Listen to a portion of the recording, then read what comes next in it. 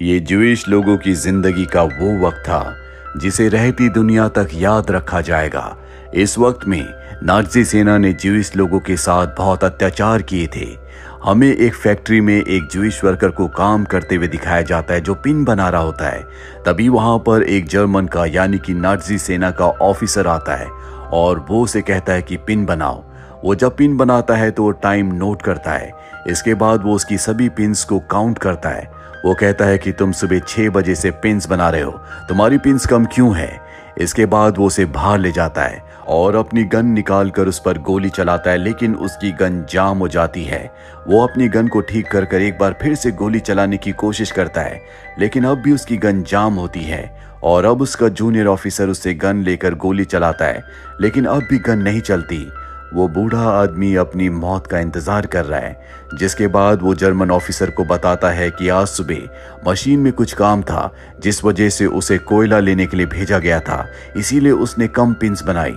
लेकिन German officer उसकी कोई बात नहीं सुनना चाहता और लगातार उस पर गोली चलाने की कोशिश करता है, लेकिन उसकी गन काम नहीं करती, जिस वजह से उसे गुस्सा आता है। वो उसके सर पर गन से हमला करके वहां से निकल जाता है। तो ये सेकेंड वर्ल्ड वॉर का वो वक्त था जब इंसानी जिंदगी की कोई कीमत नहीं थी। Bollywood silver screen presenting Schindler's list. साल 1939, पोलैंड, जहां पर जर्मनी ने मात्र 2 हफ्तों में पोलैंड को हराकर पूरे पोलैंड पर कब्जा कर लिया और अब यहां पर जितने भी ज्यूस लोग रहते हैं उन्हें पोलैंड से निकलने के लिए कहा गया। जिसके बाद हजारों की तादाद में पोलैंड के ज्यूस लोग पोलैंड के रेलवे स्टेशन पर अपना रजिस्ट्रेशन करवाने के लिए आते हैं ताकि वो जल्द से जल्द यहाँ से निकल सके। वहीं दूसरी तरफ हमें एक आदमी को दिखाया जाता है जिसका नाम ऑस्कर शिंडलर है, जो कि एक जर्मन है।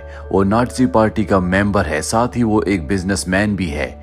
ऑस्कर शिंडलर एक पार्टी में जाता है जहां पर नाज़ी सेना के बहुत बड़े बड़े ऑफिसर्स हैं। ये सब के सब आज बहुत खुश है क्योंकि मात्र 2 हफ्तों में इन्होंने पूरे पोलैंड के ऊपर कब्जा कर लिया और अब इन्हीं की हुकूमत यहां पर चलेगी। ऑस्कर शिंडलर यहां पर सबके लिए ड्रिंक्स मंगवाता है। जल्दी यहाँ पर जितने भी ऑफिसर्स होते हैं वो सब के सब ऑस्कर शिंडलर को जान जाते हैं। शिंडलर जंग के इन हालातों में अपने बिजनेस को और भी एक्सपैंड करना चाहता है, इसीलिए वो एक ऑर्गेनाइजेशन के पास जाता है जो कि ज्यूस लोगों की ऑर्गेनाइजेशन है। नाज़ी सेना जो भी ऑर्डर्स देती है वो यहीं से लागू किए जाते हैं। साथ ही ज्यूस लोगों के पास जो भी शिकायतें होती हैं वो अपनी शिकायतें लेकर इसी ऑर्गेनाइजेशन के पास आते हैं। और अब शिंडलर यहाँ पर आता है। वो यहाँ के अकाउंटेंट से मिलता और कहता है कि मैं बिजनेस शुरू करना चाहता हूँ, इसके लिए मुझे एक फैक्ट्री लगानी होगी जिसके लिए मुझे फंडिंग की जरूरत है। मैं चाहता हूँ कि कोई ज्यूस बिजनेसमैन मुझे पैसा दे जिससे मैं फैक्ट्री खरीदूं। मेरे कॉन्टैक्ट्स बहुत ऊपर तक हैं, मैं नाज़ी के बड़े बड़े ऑफिसर से बड़े बड़े कॉन्ट्रैक्ट हासिल कर सकता हूँ। दरअसल ये वो वक्त होता है जब नाज़ी सेना ने यह ऑर्डर लागू कर दिया होता है कि कोई भी ज्यूस अब बिजनेस नहीं कर सकता, पर वो किसी भी जर्मन यानी किसी भी नाज़ी के ऊपर अपना पैसा लगा सकता है। और अब वो अकाउंटेंट से कहता है कि अगर तुम मेरी मदद करोगे तो तुम मेरी फैक्ट्री को लीड कर सकते हो। अकाउंटेंट उसकी बात मान जाता है, पर वो ये भी कहता है कि मुझे नहीं लगता कि कोई भी ज्यूस तुम्हें पैसे देगा। कुछ और वक्त बीत जाता है और साल आता है 1941 और अब पोलैंड में जितने भी ज्यूस लोग रहते हैं उन सबको कंसंट्रेशन कैंप भेज दिया गया है, यानी कि लगभग सभी ज्यूस लोगों को उनके घरों से बेघर कर दिया गया है। वही शिंडलर कुछ व्यापारियों से मिलता है और कहता है कि मुझे बिजनेस के लिए फैक्ट्री के लिए पैसे चाहिए, इसके बदले तुम्हें कंपनी में भागीदारी मिलेगी। साथ ही इन हालातों में जो भी तुम्हें जरूरत का सामान चाहिए वो सारा सामान मैं तुम्हें दूंगा। तुम्हें बस नाज़ी के बड़े बड़े ऑफिसर से बचकर रहना होगा क्योंकि तुम्हारी जान को खतरा है। और अब ये सब उसे पैसा देने के लिए तैयार हो जाते हैं। शिंडलर को पैसा मिल जाता है, जिसके बाद वो अपनी फैक्ट्री शुरू करता है। अकाउंटेंट उसके सभी कामों को संभालता है। साथ ही शिंडलर ने बड़े बड़े ऑफिसर्स की मदद से बहुत सारे आर्मी के कॉन्ट्रैक्ट को हासिल कर लिया है, यानी कि फैक्ट्री खोलते ही उसके पास बहुत सारा काम आ जाता है। शिंडलर तय करता है कि वो अपनी फैक्ट्री में सिर्फ ज्यूस लोगों को काम देगा क्योंकि वो कम पैसों में काम करने के लिए तैयार है। साथ ही वो उन्हें अपनी कंपनी का एक परमानेंट एम्प्लॉय बनाएगा, जिसके बाद उन्हें कंसंट्रेशन कैंप में नहीं भेजा जाएगा। और अब यहाँ पर बहुत सारे ज्यूस लोगों को लाया जाता है जो सब इस फैक्ट्री में काम करेंगे। लेकिन शिंडलर को पता चलता है कि बहुत सारे ऐसे लोग हैं जिन्हें मेटल का काम नहीं आता। शिंडलर कहता है कि तुम सब यहाँ पर काम कर सकते हो, लेकिन सबसे पहले तुम सबको काम सीखना होगा ताकि हमारी प्रोडक्शन पर कोई असर ना पड़े। और अब सब के सब काम सीखना शुरू कर देते हैं। शिंडलर अपने काम में बहुत बिजी होता है, इसीलिए वो अपनी पत्नी को वक्त नहीं दे पाता। साथ ही यहाँ पर जो अकाउंटेंट होता है वो इस फैक्ट्री, इस कंपनी की आड़ में बहुत सारे ज्यूस लोगों की मदद कर रहा होता है। इसमें वो एक ऐसे बूढ़े आदमी को भी काम पर रख लेता है जिसका एक हाथ खराब होता है। और जब ये बात शिंडलर को पता चलती है तो उसे बहुत गुस्सा आता है। वो अपने अकाउंटेंट से कहता है कि तुम ऐसे किसी आदमी को काम पर कैसे रख सकते हो। अब अगली सुबह जब सब के सब वर्कर शिंडलर की बर्तन बनाने की फैक्ट्री में काम पर आ रहे होते हैं, तभी रास्ते में जर्मन सैनिक इन सब को रोक लेते हैं और रास्ते की बर्फ हटाने के लिए कहते हैं। सभी वर्कर्स को काम करना पड़ता है और जब वो बूढ़ा आदमी जिसका एक हाथ खराब होता है वो अच्छे से काम नहीं कर रहा होता तो 2 जर्मन सोल्जर उसे साइड में ले जाकर मार देते हैं। दरअसल जर्मन्स यहाँ पर उन सभी लोगों को मार देते हैं जो काम में कमजोर होते हैं या फिर काम नहीं कर paते। साथ ही यहाँ से बहुत सारे ज्यूस लोगों को दूसरी जगह ले जाते हैं जहाँ पर कॉन्सेंट्रेशन कैंप में इन सब को मार दिया जाता है। और इन सब में शिंडलर का अकाउंटेंट भी फंस जाता है क्योंकि वो अपनी वर्क आईडी नहीं लाया था। लेकिन इससे पहले कि उसे यहाँ से ले जाया जाता, शिंडलर यहाँ पर आ जाता है। वो अकाउंटेंट की वर्क आईडी दिखाकर उसे ट्रेन से निकाल लेता है। इस तरह से उसकी जान बच जाती है। और अब यहाँ पर एमन गोएथ आते हैं जो कि जर्मनी के नाज़ी सेना के कमांडर हैं और इनका काम होता है कि ज्यूस लोगों को यहाँ से कॉन्सेंट्रेट कैंप में भेजकर मार देना। दरअसल ये पूरा शहर अब 2 हिस्सों में बढ़ चुका है। एक हिस्से में वो लोग रहते हैं जो काम करते हैं, जो जवान हैं, और दूसरे हिस्से में वो लोग रहते हैं जो बूढ़े हैं, जो कमजोर हैं या काम नहीं कर सकते। और अब यहाँ पर जिन लोगों के पास आईडी होती है यानी कि वर्क परमिट होता है, उन लोगों को तो जिंदा छोड़ दिया जाता है, बाकी सभी लोगों को मार दिया जाता है। और इस तरह से बहुत सारे ज्यूस लोगों को मार देते हैं जिनका कोई कसूर नहीं होता। शिंडलर दूर एक चट्टान से घोड़े पर बैठकर ये सब कुछ देख रहा होता है। उसी भीड़ में, उसी नरसंहार में वो एक छोटी बच्ची को भी देखता है जो अपनी जान बचाने के लिए छुप रही होती है। शिंडलर ये नज़ारा नहीं देख पाता और वहां से चला जाता है। अगले दिन वो उसी छोटी बच्ची की डेड बॉडी को देखता है जो अपनी जान बचाने के लिए छुप रही थी।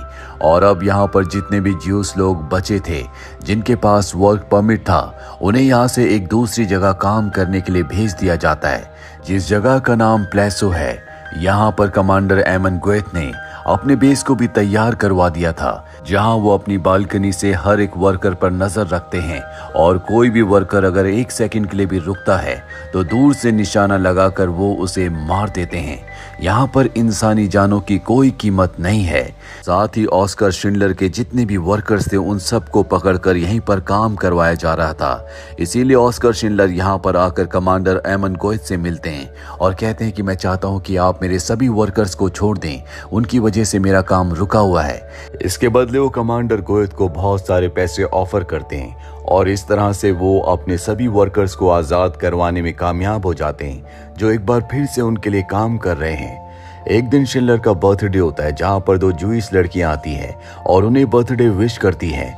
यहाँ पर जर्मनी के यानी कि नाज़ी सेना के बड़े बड़े ऑफिसर्स भी होते हैं। शिंडलर उन्हें थैंक्स कहते हैं और बड़ी लड़की को प्यार से किस करते हैं जो देखकर वहां पर जितने भी नाज़ी ऑफिसर्स होते सब हैरान हो जाते हैं क्योंकि इस वक्त ज्यूस लोगों से हर कोई नफरत करता है, उनके साथ भेदभाव किया जाता है। इसीलिए शिंडलर की इस हरकत से सब के सब नाराज हो जाते हैं। अगले दिन बहुत सारे ज्यूस लोगों को यहाँ से ट्रेन में भरकर दूसरी जगह भेजा जा रहा होता है। ट्रेन में बहुत ज्यादा गर्मी होती है जो शिंडलर देख नहीं पाता, जिस वजह से वो ट्रेन के ऊपर पानी का छिड़काव करता है जो बात कमांडर गोएथ को बिल्कुल पसंद नहीं आती। इसके बाद शिंडलर को जेल में डाल दिया जाता है क्योंकि एक दिन पहले अपने बर्थडे के दिन उसने एक ज्यूस लड़की को किस किया था और शिंडलर की बहुत ऊपर तक पहचान होती है, बहुत बड़े बड़े ऑफिसर्स उसकी इज्जत करते हैं, इसीलिए उसे वार्निंग देकर छोड़ दिया जाता है। धीरे धीरे वक्त बीतता है और अब जर्मनी जंग हार रही है, इसीलिए यहाँ पर जितने भी ज्यूस लोग होते हैं उन्हें यहाँ से दूसरी जगह शिफ्ट करने का ऑर्डर आता है और ये सारा काम कमांडर एमन गोएथ को करना है। दरअसल अब जल्दी सोवियत की सेना यहाँ पर पहुँचने वाली है। साथ ही यहाँ पर जितने भी ज्यूस लोग मारे गए होते हैं उन सब की बॉडी को जलाने का ऑर्डर भी होता है। अगले दिन कमांडर एमन गोएथ लगभग 10,000 ज्यूइश लोगों की बॉडी को जलवा देते हैं, जिससे पोलैंड का पूरा आसमान काला हो जाता है, जो देखकर ऑस्कर शिंडलर पूरी तरह से टूट जाते हैं। दरअसल पहले वो एक बिजनेसमैन थे, पर इन हालातों को देखकर अब वो पूरी तरह से बदल चुके हैं। वो ज्यादा से ज्यादा ज्यूइश लोगों की जिंदगी को बचाना चाहते हैं, भले ही उन्हें इसके लिए कोई भी कीमत चुकानी पड़े। वो अपने अकाउंटेंट से कहते हैं कि एक न एक दिन ये सब कुछ खत्म हो जाएगा, अच्छे दिन दोबारा आएंगे और उस दिन हम दोनों एक साथ एक ड्रिंक पियेंगे। अकाउंटेंट कहता है कि मुझे नहीं पता कि वो दिन आए या ना आए, पर वो ड्रिंक मैं आज ही आपके साथ पीना चाहूंगा। जिसके बाद ये दोनों एक एक ड्रिंक पीते हैं। अगले दिन ऑस्कर शिंडलर एमन गोएथ के पास जाता और कहता है कि आप यहाँ से सभी वर्कर्स को लेकर जा रहे हैं, मैं चाहता हूँ कि आप मेरे सभी वर्कर्स को छोड़ दें, इसके बदले मैं कोई भी कीमत चुकाने के लिए तैयार हूँ। कमांडर एमन गोएथ कहते हैं कि तुम इतने सारे वर्कर्स को लेकर कहाँ जाओगे, जल्दी यहाँ पर सोवियत की सेना आने वाली है। ऑस्कर शिंडलर कहते हैं कि मैं अपने होम टाउन चेकोस्लोवाकिया चला जाऊंगा, वहां पर मैं एक नई फैक्ट्री की शुरुआत करने वाला हूं, मुझे इन सभी वर्कर्स की जरूरत है। कमांडर एमन गोएथ उसे समझाने की कोशिश करते हैं कि अगर तुम सभी वर्कर्स को यहां से चेकोस्लोवाकिया ले जाओगे तो उसमें बहुत खर्चा आएगा, शायद तुम उसे अफोर्ड ना कर सको। पर शिंडलर ने अब तय कर लिया है, इसीलिए रात को अपने अकाउंटेंट की मदद से वो एक लिस्ट बनाता है उन वर्कर्स की जिन्हें वो अपने साथ ले जाना चाहता है, और 1100 लोगों की लिस्ट बनती है और ये होती है शिंडलर्स लिस्ट। और अब इस लिस्ट को लेकर वो कमांडर गोएथ के पास जाता है, जिन्हें वो अपने वर्कर्स को छोड़ने के बदले बहुत सारे पैसे देता है। कमांडर एमन गोएथ उसकी बात मान जाते हैं। इसके बाद शिंडलर दूसरे बिजनेसमैन के पास भी जाता है और कहता है कि तुम्हें भी ऐसा ही करना चाहिए, पर कोई भी उसके पद चिन्हों पर नहीं चलना चाहता, कोई रिस्क नहीं लेना चाहता और ना ही कोई पैसे डुबाना चाहता है, क्योंकि सबको पता है कि यहाँ से वर्कर्स को दूसरी जगह ले जाने में बहुत खर्चा है, साथ ही बड़े बड़े ऑफिसर्स को बहुत पैसे देने होंगे, जिन पैसों की कोई रिकवरी नहीं है। और अब अकाउंटेंट को पता चल जाता है कि शिंडलर ने अपने वर्कर्स को छुड़ाने के लिए, उन्हें बचाने के लिए अपनी जिंदगी की लगभग पूरी कमाई दे दी है। तो जानकर अकाउंटेंट हैरान हो जाता है, क्योंकि खुद भी वो एक ज्यूस है और इस वक्त में कोई भी जर्मन ज्यूस लोगों के लिए कुछ नहीं करना चाहता, जबकि शिंडलर ने ज्यूस लोगों के लिए अपना सब कुछ न्योछावर कर दिया। अगले दिन 2 ट्रेन्स मंगवाई जाती है, जिसमें शिंडलर के सभी 1100 वर्कर्स को यहाँ से चेकोस्लोवाकिया भेजा जाएगा। एक में मेल्स को रखा जाता है और दूसरी ट्रेन में फीमेल्स को। मेल वाली ट्रेन चेकोस्लोवाकिया पहुंच जाती है, जहां पहुंचकर सभी वर्कर्स देखते हैं कि यहां पर शिंडलर ने एक बहुत बड़ी फैक्ट्री बनाई है, जहां पर उन सब के रहने का इंतजाम भी है। और दूसरी ट्रेन जिसमें फीमेल्स थी वो अब तक यहां पर नहीं पहुंची होती।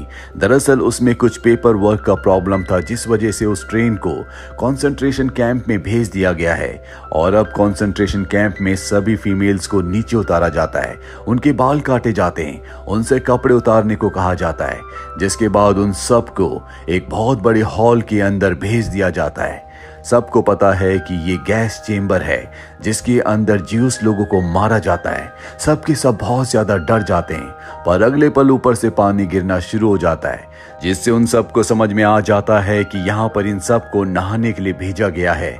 और अब अगले दिन यहाँ पर शिंडलर भी आ जाता है। वो यहाँ के ऑफिसर्स को अपने पेपर्स दिखाता और कहता है कि ये सब मेरे वर्कर्स हैं, गलती से ट्रेन यहाँ पर आ गई। लेकिन यहाँ के जो सीनियर ऑफिसर्स होते हैं वो इन वर्कर्स को नहीं छोड़ना चाहते। शिंडलर किसी भी कीमत पर इन्हें ले जाना चाहता है, इसीलिए उसके पास जो आखिरी कुछ डायमंड्स बचे होते हैं वो रिश्वत के तौर पर यहाँ के ऑफिसर्स को दे देता है, जिससे वो मान जाते हैं। और अब शिंडलर अपने सभी फीमेल वर्कर्स को यहाँ से लेकर चेकोस्लोवाकिया अपने होम टाउन पहुंच जाता है। चेकोस्लोवाकिया में भी नाज़ी यानी कि जर्मन सोल्जर्स होते हैं। शिंडलर उन सब से कहता है कि मैं नहीं चाहता कि मेरी इजाजत के बिना कोई भी जर्मन सोल्जर मेरी फैक्ट्री के अंदर आए।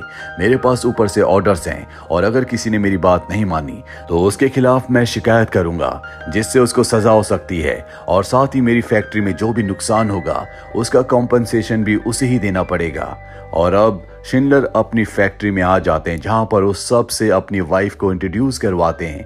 दरअसल इससे पहले उन्होंने किसी को नहीं बताया था कि उनकी वाइफ कौन है। साथ ही वो यहाँ पर सभी ज्यूस लोगों को उनके रीति रिवाजों के हिसाब से प्रेयर करने की अनुमति दे देते हैं, जो जर्मन्स ने पूरी तरह से मना कर दी थी। और इसी तरह से 7 महीने बीत जाते हैं, लेकिन इनकी जो फैक्ट्री होती है वो लगातार लॉस में चल रही होती है, जिस वजह से शिंडलर को पैसों का और भी नुकसान हो जाता है।